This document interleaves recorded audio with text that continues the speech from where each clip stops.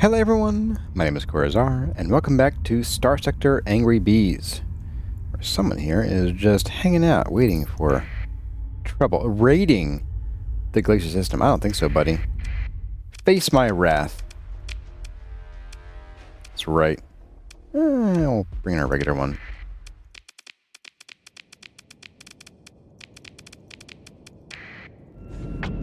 Get out of here, pirates. Get gone.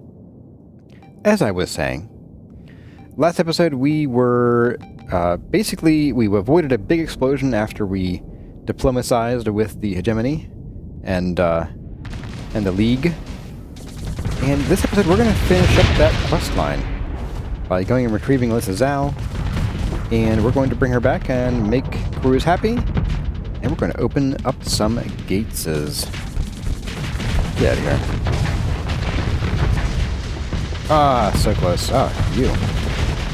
Come on. Darn, out of ammo. Oh well. Come here, you. Your turn. There we go.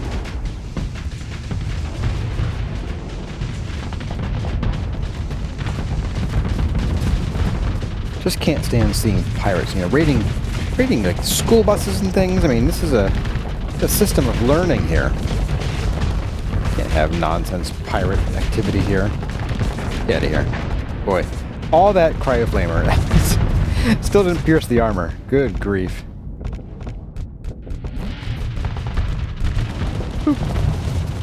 Alright.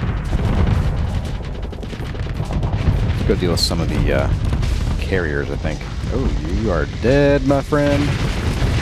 Get out of here. You're dead, too.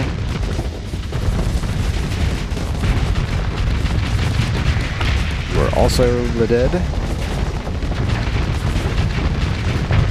Alright. That's better.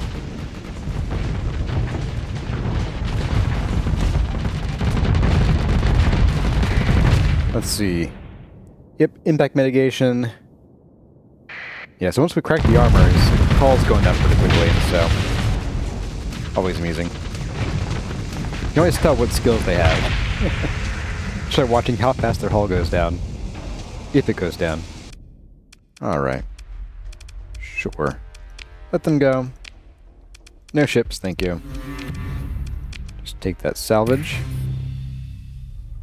Oh, we got some money for it, too. Sweet.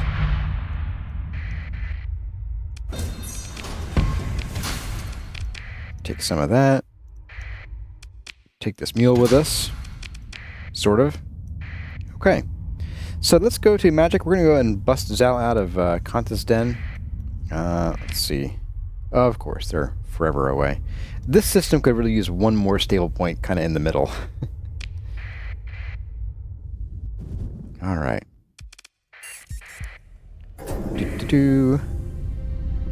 Yeah, I kind of want to see if we can even do the Arcadia, the option with Marines. I don't know if we can. We may not even have enough, to be honest. Hop in here.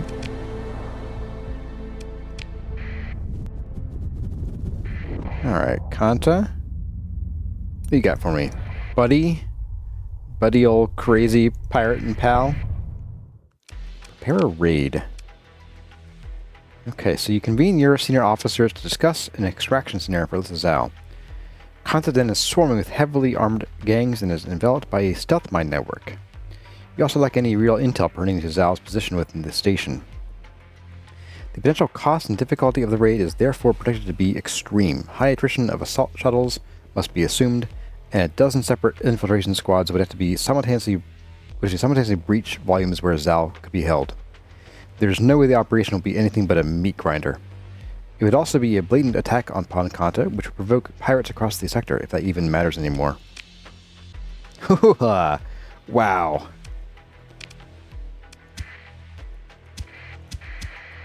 Not enough forces. Okay, we'd need...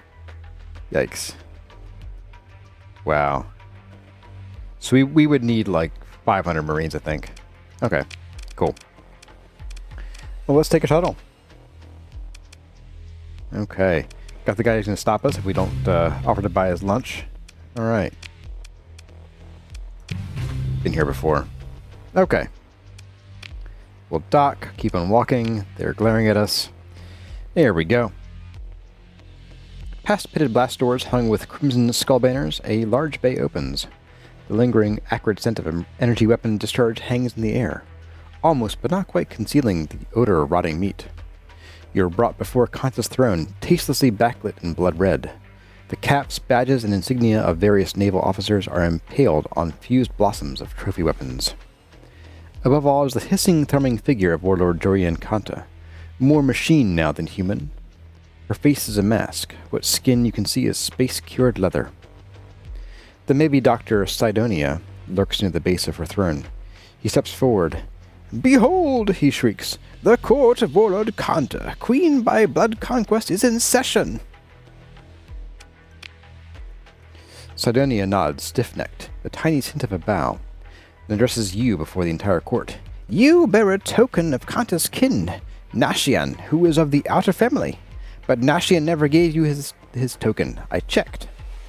Now the guards react, leveling their weapons, not training them on you yet. Kanta speaks again, raising a gauntleted arm for emphasis. "We know the family is safe, so we will not take your blood. Not this day." "Lucky you," the doctor whispers, smiling, then speaks louder. "The great warlord is wondering, why would a thief dare show their face before mighty Kanta? The warlord makes an art of correcting those who hold the misguided belief they may steal from her." His spindly arm extends to indicate something piled in the dark around Kanta's throne. Round shapes in the shadows, a glint of ivory. "I am no thief. I come openly, having taken this prize from your kin." A murmur in the pirates of the court.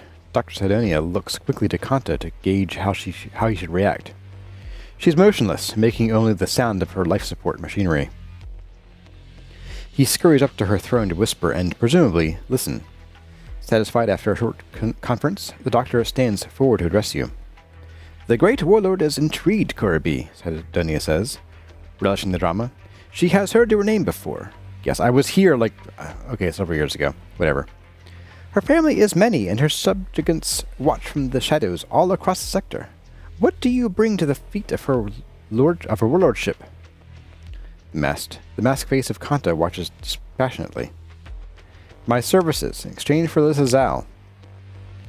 Dr. Sidonia pulls back, shocked at your directness, and glances to Kanta to gauge how he should react. Again. Copy-paste. He scurries up to the throne, blah blah blah, okay. That is copy-pasted, definitely. "The great warlord is intrigued by your knowledge of her queendom," Sidonia intones, relishing the drama. "When the outer family and the great Kanta's watchful subjugants from all across the sector whispered about the cleverness of the Captain Kirby, their words were no mere neutrino ghosts."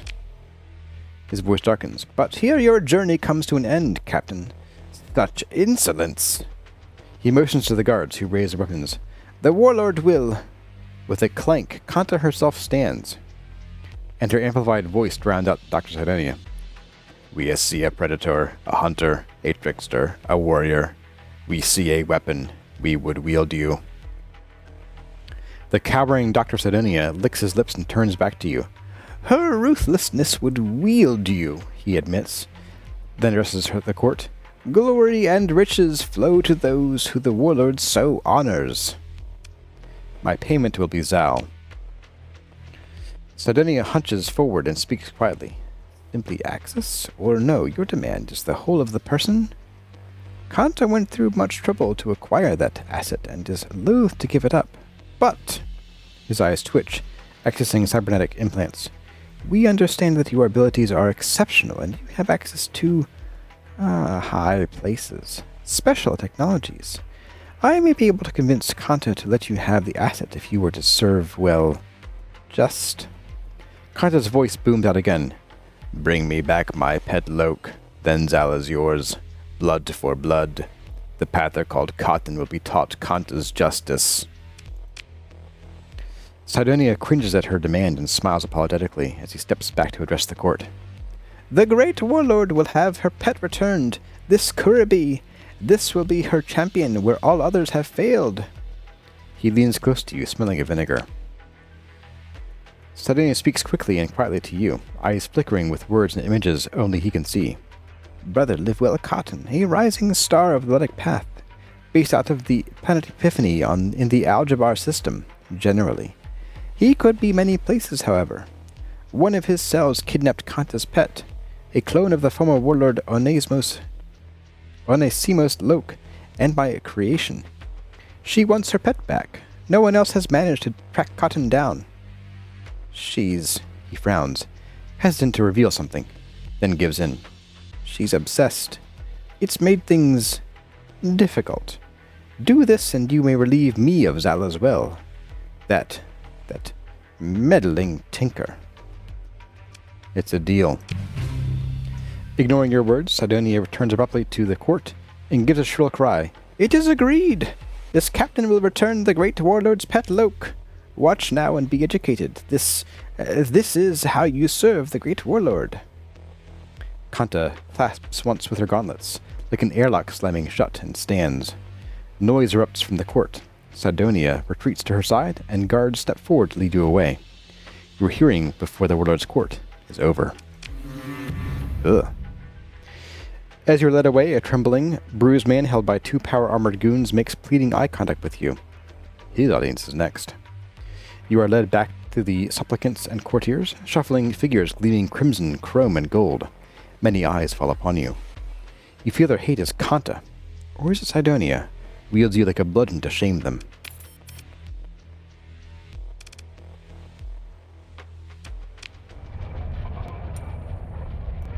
Alright, let's go find Brother Cotton. Let's see, what is the best way to do this? Go to Algebra, okay. Epiphany. Away we go. Yeah, we'll pop out of here.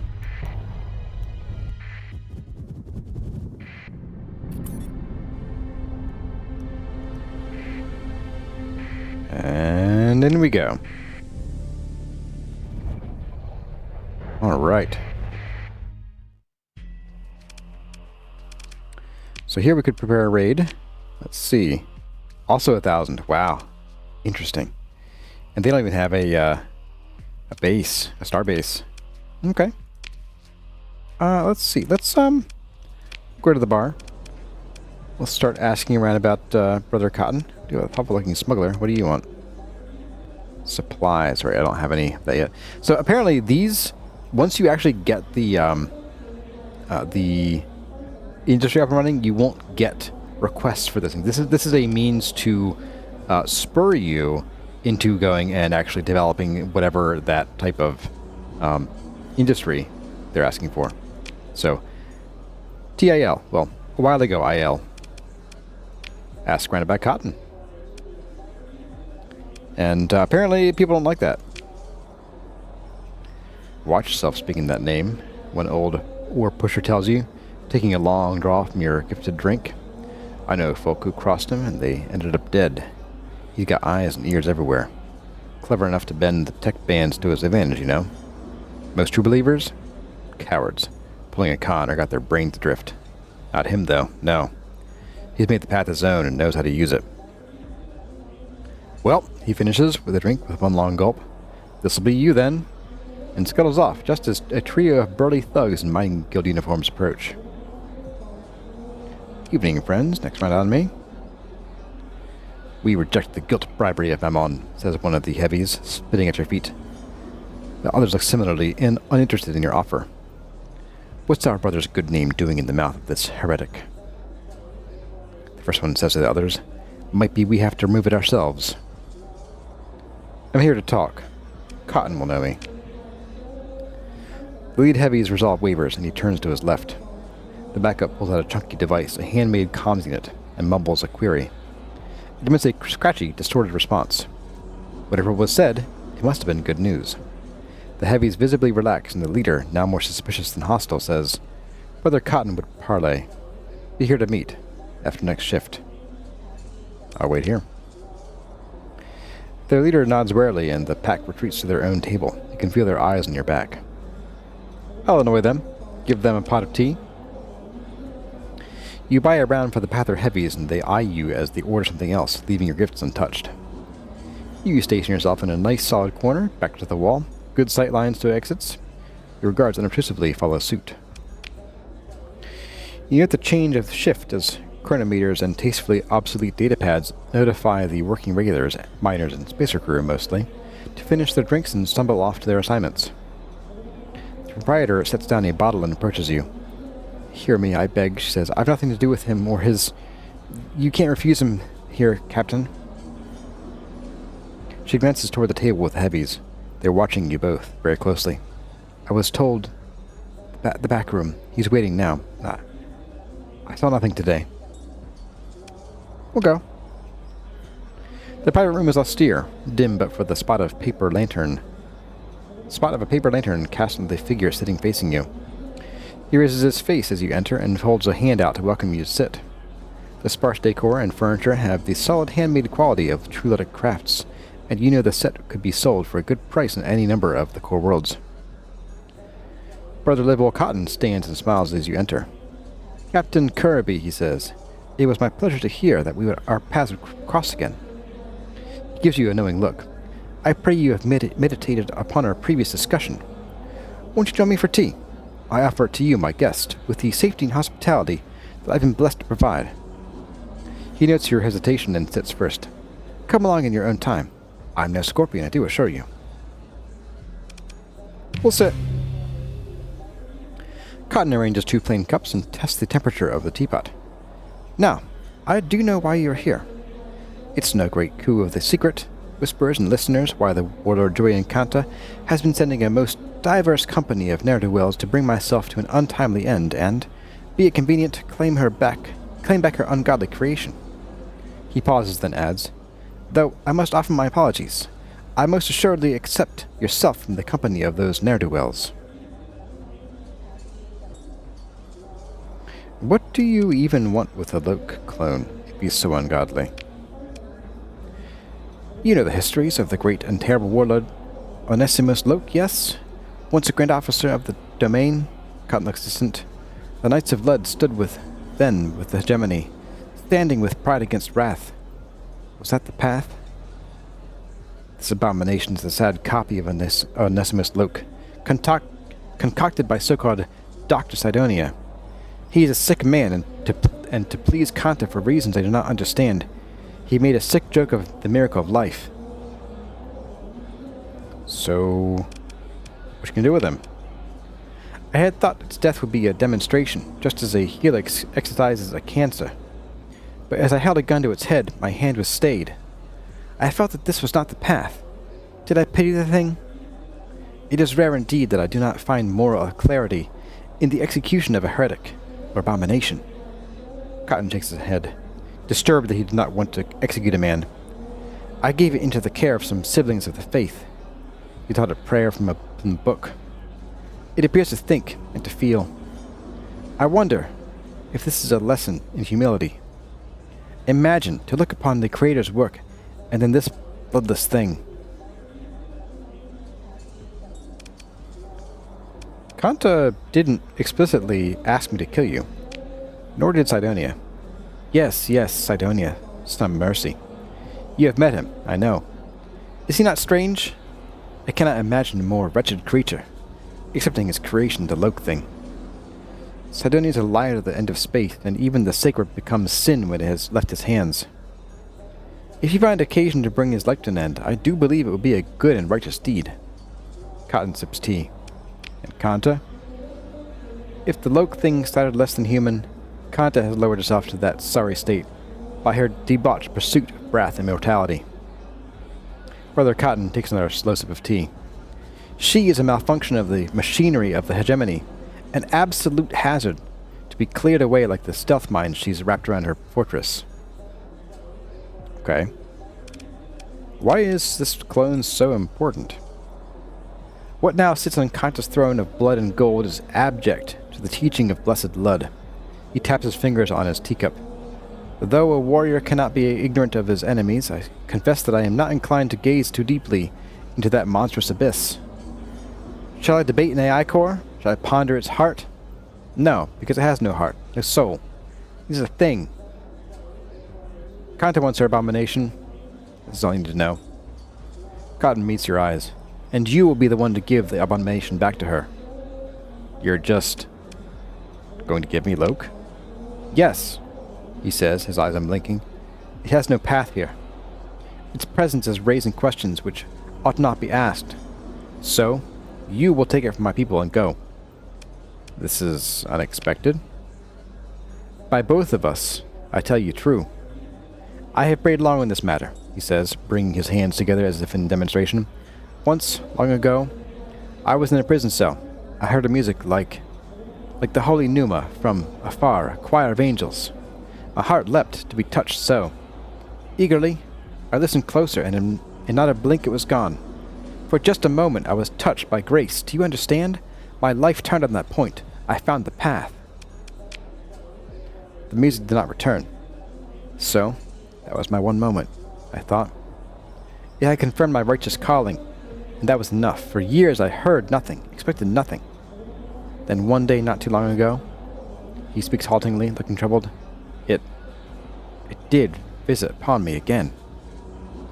His voice is soft now. That was the day I told you were to come here. What am I to make of that? Brother Cotton stands. I cannot say whether it is a choir of angels or a host of demons, he says. I fear not pain, death, or judgment, but I do fear to stray from the path. He adjusts his coat. One of his minions opens the door, and the clink and murmur of the tea-house returns. My people have already brought the abomination to your shuttle. As if on cue, you feel an urgent buzz from your comms. Go there now. That's peace, he says. Once inside the tea house, you duck into a dark corner where the local vice squad is unlikely to spot you engaging in flagrant use of technology. You confirm via comms that the clone Loke has indeed been handed over to your waiting shuttle crew. You return to your shuttle and get the full but short story from your nervous guards. The squad of Pathers appeared, shoved a strange man into their hands, then left. Alright. You can talk to him, but he doesn't really say a whole lot. He's kind of brain blown. Alright, back to Kanta. A brief foray into Pather territory. And off we go.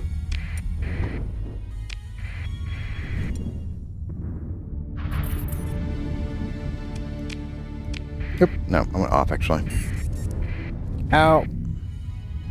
Always that planet. Good grief. Okay.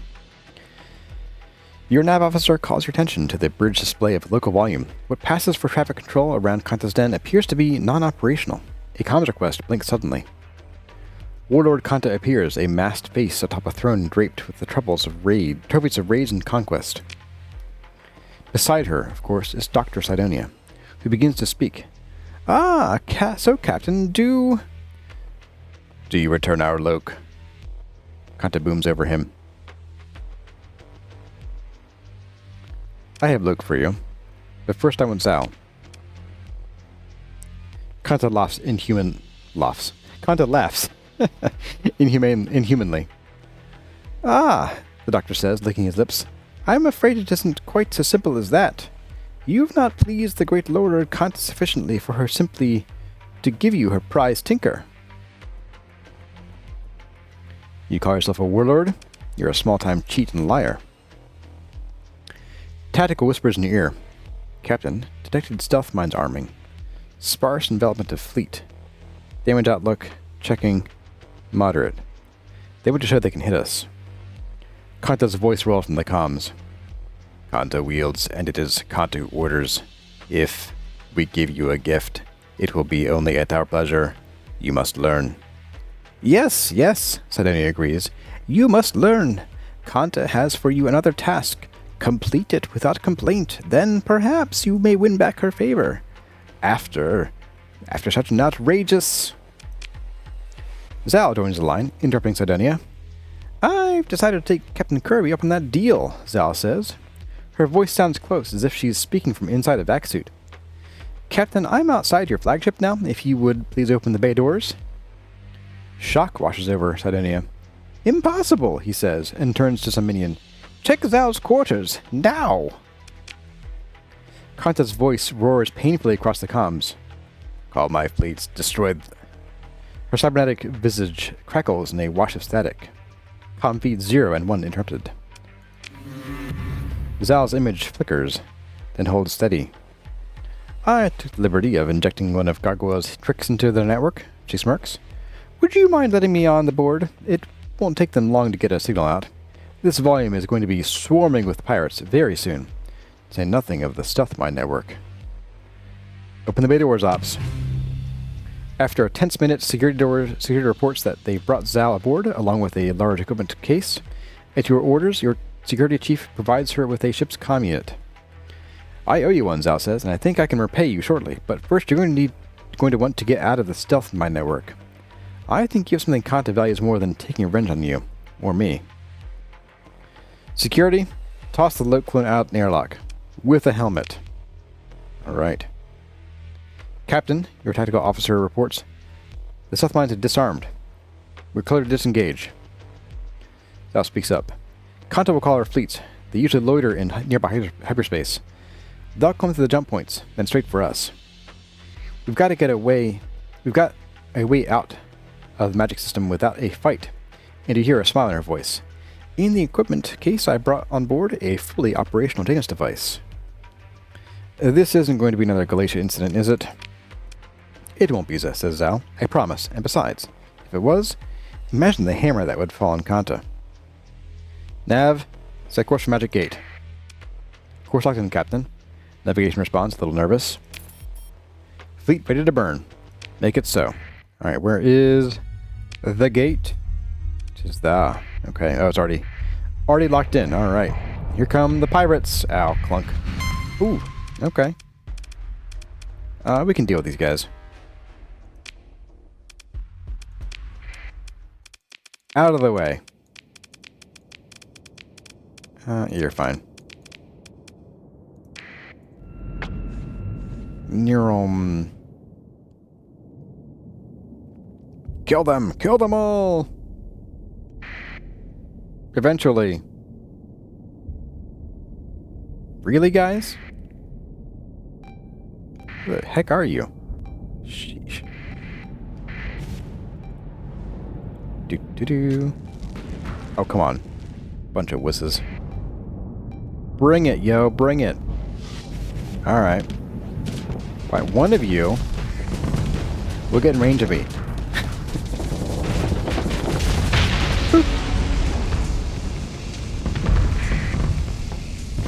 You're next.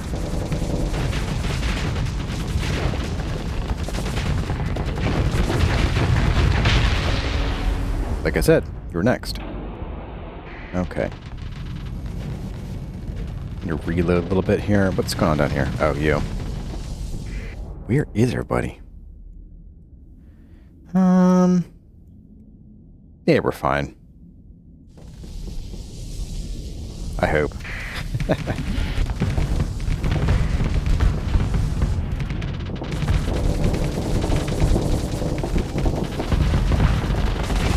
And down you go. Boop.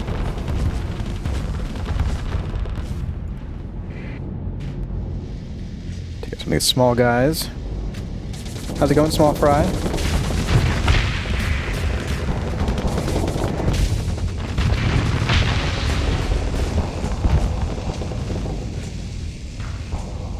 There we go. Maneuvering backwards. Kind of awkward. Hey, buddy. How's it going?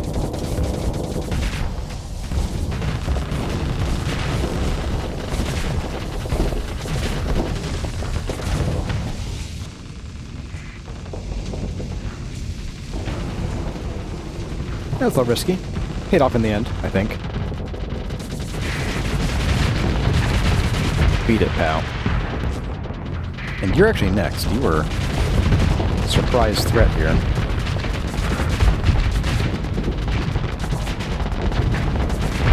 Boom, there we go.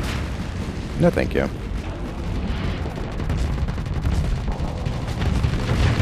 Oh. Well, you're dead. Who's next? Somebody down here. Oh. Oh, you're dead. Neurom.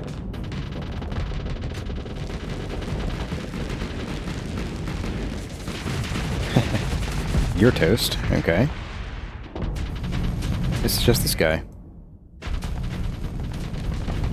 Get him. Get him. All right. We want to be quick to head this way, I think. Didn't lose any ships. Okay. Take the wreckage and. Oop. Really? Oh, that was me.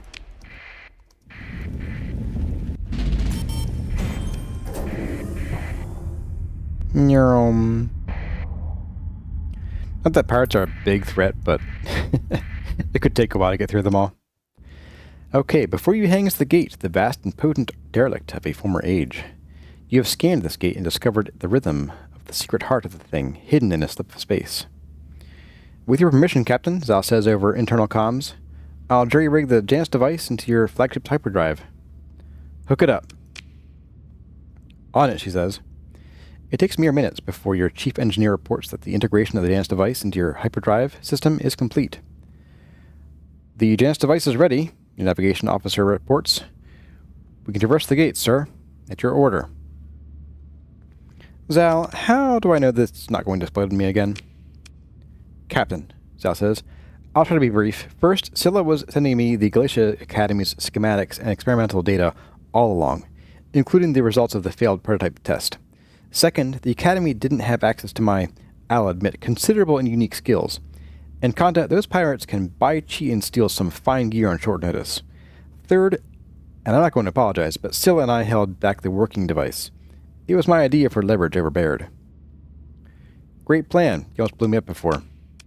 You didn't, though, she says impatiently. Let's focus on the present crisis. You've got the gate there in front of you. Use it. The Janus device is ready, your navigation officer reports. We can traverse the gate again. Okay. Well, let's do it. All right. The hyperspace manifold pulses coolly, then again warmer. It is working. Your officers operate with collective cool, but you can feel their tension. You are about to do what no one has done for over 200 cycles. A distant keening touches your mind. You instantly review your command status displays. No hyperspace alarm, no system alerts. No one else reacts as if anything is wrong. It's just in your head. An animal in pain. You try to concentrate on the sound as it slips away. You hear the hum of life support, the rumble of engines, the soft chorus of the bridge console's feedback, and your officer's humanity. Everyone is watching the pulsing of the gate. Access executive control. Bada bing, bada bang, bada boom. Also, turn that on. And away we go. Ba-ba-da-ba. All right. Let's go to Galatia. Not through the sun, though. Always. In Galatia, you're always on the other side of the sun. Captain Kirby, Baird says, we observed your fleet come through the gate. It was magnificent. She takes a deep breath, looking up and away for a moment, then back to you. History has stepped forward for the first time in 200 cycles. Scylla, the Provost says suddenly. She should hear this, so that she knows why I had to do it, all that I did. I'll link her in. Coriolis joins the call, alert and expectant. Captain, she says, and Provost. We've all been watching the feeds, and I've been in contact with Alyssa. Thank you, Captain. The Provost raises an eyebrow. Prompted, Coriolis explains. Alyssa built a working Janus device and gave it to the Captain. She's brought us the full schematics. I should like to meet this Alyssa, Zal, the Provost says evenly. Hello, Provost, Zal says. Finally we speak. I've heard so much about you. It is a small thing, but you watch as Baird suppresses first shock, then a flash of anger at her comms being joined without invitation. Alyssa Zal, Baird says. You can almost feel her judging through the comlink. This is all very surprising, she says, off balance. Academician Carews, Zal. We have much to discuss, but first get those schematics to the hyperspace labs. And Captain, the Provost addresses you now, If you would come directly to my office, we ought not discuss details of the next stage on comms. All right. You take your shuttle to the Glacier Academy. Alyssa Zal sits across from you, smiling to herself. Planning something? Zal meets your eyes. Always, she says. You enter Provost Baird's office, and she greets you with uncharacteristic warmth. Come in, come in. Make yourself comfortable, she says. You note a bottle of something rare and 4 crystal glasses on her desk. She taps at her console interface. I wanted to show you this before the announcement went public. With, she adds, with sarcastic reverence, approval from the High Hegemon. With a flicker, the holoprojector beams an image into the large central volume of this office. Your flagship triumphantly exiting a gate, drive aglow, hyperspace bubble rendered invisible EM as a victorious golden aura. And this little show is only the first step, Captain. A link between 2 gates is momentous, but it means that so much more is possible. If we can open 1 gate, then we can scale the technology to open more. It will take nearly unimaginable energy, and the resources of a sector-spanning empire. Baird brings her hands together, staring at the holo, and taps her fingers as if to let off excess energy. Though the factions of the sector are weak, the bones of the domain are scattered all around us. Academician Simisola has located a derelict coronal tap, which could provide the energy required to, theoretically mind, open permanent links in the gate network. And if what Caruse's theories imply are true, the Provost's attention returns to the world around her. Where is Scylla? She was to report here after securing the schematics. She taps a key on her desk console, a touch of annoyance in her voice. Sebastian, have Caruse and Zal, have them sent in. She shakes her head and gives you a see what we must deal with look. As she turns away, the comms unit chimes. She turns back. What is it, Alvis? Is she on the station or not? Stop stammering. It's a simple yes or no question. I see. She taps at the comms, the triumph draining from her expression. Security, find me Academician Scylla Caruse and Alyssa Zal. Yes. Immediately. Top priority. Another tap. And give me that insipid hacker. Yes, I mean Gargoyle. No, just on comms. Will a sneaky glass of the victory spirit while you can. With Baird's attention thoroughly and increasingly furiously focused elsewhere, you pour yourself a glass, sample the fumes, and sip. Some kind of brandy, eventide judging by the label, a stylized arc of solar mirrors over a celestial orb. A fine vintage, subtle, powerful, unexpected. You're beginning to suspect that this might be the highlight of the rest of the day. Gargoyle's face appears, projected over the expensive desk. Where are they? Baird demands. By Lud's 7 hells, I will sell you piece by piece to Tritac if you lie to me. The hacker goes very still, staring at the hissing crack in a bulkhead threatening to collapse into vacuum. I do not know, Gargoyle says deliberately. I did not assist them in some scheme. Though perhaps I did, though they never said it was their intention. I simply provided tools they requested. Codes. Programs. Advice. So you helped them, Bard shouts. For the protection I provided, asking the High Hegemon himself to overlook your crimes, you repay me with this treachery? Gargoyle holds up a hand. No, you... Look. I suspected something, but I didn't ask. You gave me explicit instructions to fulfill any request, anything made by Scylla. You can tell the hacker is repressing a nippish smile. I have the recording. Do anything Carew says, you add, and I don't want you to ask any more inane questions. I believe those were your exact words. Baird slams her hand on the console, terminating the link. Her personal comms chime, then chimes again. She picks it up. Speak. She listens for a moment, then clicks off the comms without replying. Her hand trembling, she removes her spectacles, and you hear a small snap. She turns away, body rigid. Have you a knife for me too, Captain? Baird stares out the window, broken spectacles dangling from her hand. An opened gate. Your fleet poised triumphant in flight from the cascading hyper vortices of its great maw, spins slowly and silently from the hollow projector.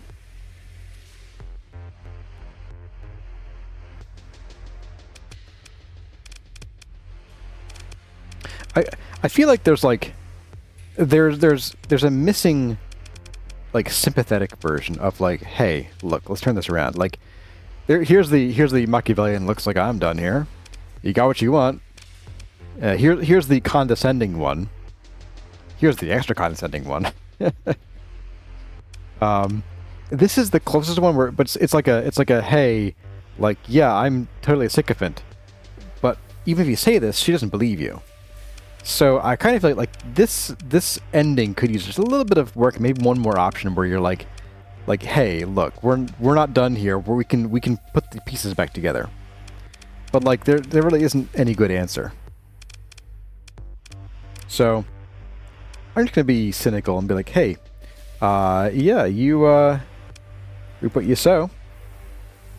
For a moment, Barrett says nothing. Then, with a scorn of raw, biting vacuum, get out. Ta-da! The heavy wooden doors give it your touch, and you step through, surprising the guards in mirror-faced helmets. The waiting room of courtiers eyes you spitefully. What business does some upstart rocket jockey have that's more important than securing their legacy? You step through the airlock doors into the shuttle bay, the very stars at your fingertips. Alright. And I don't think I think we could talk to Alvis and get paid. Hey, Alvis! Welcome back, Captain. It's good to see you, Sebastian says cheerfully. I do believe that I was meant to be paid after this Janus business. Oh, Captain, yes, of course, Sebastian says, flustered. You know, with everything going on at the end there, security, the shouting, the, yes, you're getting paid, let's see. He taps nervously at his console. Finance, contracts, yes, there you are, he manages a smile. And there you go. He begins. Yes? I just wanted to say thank you, he says, for, it's been an honor to be part of making history, I guess. I couldn't have done it without you. Thank you. I mean, yes. He's clearly blushing now. Goodbye. He manages to hit the comm link cut off on his second try. So, at this point, we can no longer do any, missions. Like, oh, whoops, yeah, denied. So, we can, however, say, she seemed a bit upset last we spoke. Yes. Sebastian looks incredibly uncomfortable. It's been difficult, he says. For all of us, I'm sure. He coughs and his eyes roam like he's looking for an escape pod. I don't see how you're so loyal the way Bear treats everyone. Well, she's been under a lot of pressure, and he doesn't meet your eyes, he speaks. She just doesn't have time to think about people's feelings so much when there are such big problems and things. And that's just how great people are sometimes, he concludes quietly. You don't need to be. Sebastian looks up at you, unsure. Maybe not, he says, unsure. Then seems to realize who he's talking to. Captain? Alright, let's get out of here. So we now have, the world at our fingertips. So we are going to be able to go and visit, we'll do this, any of these gates and any more that we find out here, and then be able to quickly get back. Now once we have actually scanned them, that is, so any of these that are colored blue, we can access right now. In order to get the rest of them, we have to actually visit them the old-fashioned way at first. That's okay, because we have some places to explore. And we have, I think we're kind of getting to the end of, no, we're not at the end here, but we're getting near the end of the Angry Bees saga here. I do want to do a couple things. I do want to fight a few Ordos, and I want to do the Hyper Shunt, or Coronal Hyper Shunt encounters with the Super Alabaster Hyper Redacted encounters there. So we'll have a couple more episodes, and maybe we'll also do a bit more exploration. We don't really... It's funny, we spent all that time building our colonies. We don't really need them. I mean, the bees we're making good money. The bees don't require much maintenance. We're not building a lot of big ships. We're not losing ships. So the bees don't really need much in the way of colonies once you have like a couple making you some money. So as you can see, we just zipping around doing these errands, we've made a few million credits. And now granted, once we get to do things like the Ordos and the Hypershunts, this will disappear quickly, because we'll be repairing a lot of Hyperions in the near future. But once our colonies get even bigger, they will start just overwhelming that expenditure even, and it will be basically, you're all good. Yeah, you never actually need the yellow track or anything. But folks, that's going to do it for tonight. I hope you enjoyed the episode. Let me know by leaving a like if you did, or a comment in the section below. But as always, my name has been Kurazar. Thank you all for watching, and I'll see you in the next one.